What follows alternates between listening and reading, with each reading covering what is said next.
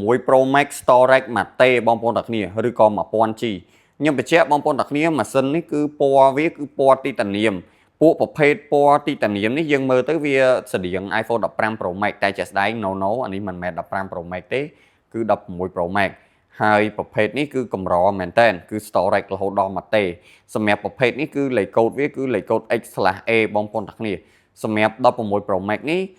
physical condition របស់វាអាចរៀងស្ទើរតិចៗណាបងប្អូនទាំងគ្នាមានស្នាមឆ្កូតសរសៃសក់តិចៗនៅលើអេក្រង់ណាបងប្អូនទាំងគ្នាហើយតួវាក៏ស្ទើរតិចៗដែរអញ្ចឹងសម្រាប់បងប្អូនទាំងគ្នាដែលចង់បាន iPhone ដែលមានភិនភាគមួយសមរម្យហើយតម្លៃក៏សមរម្យដែរអានេះគឺតម្លៃល្អទេគឺដោយសារតែវាស្ទើរណាមានស្នាមឆ្កូតសរសៃសក់តិចហើយស្ទើរនៅកែងនេះបន្តិចបងប្អូនទាំងគ្នាខ្ញុំថតអត់ឃើញទេដោយសារខ្ញុំថតកាមេរ៉ាទូរស័ព្ទនេះណាអូខ្ញុំថតអត់ឃើញមែននេះនៅចុងនេះចុងដៃរបស់ខ្ញុំហ្នឹងវាមានស្ទើរនេះឃើញអត់នេះស្ទើរបន្តិចនៅចុងកញ្ចក់ខ្ញុំហ្នឹង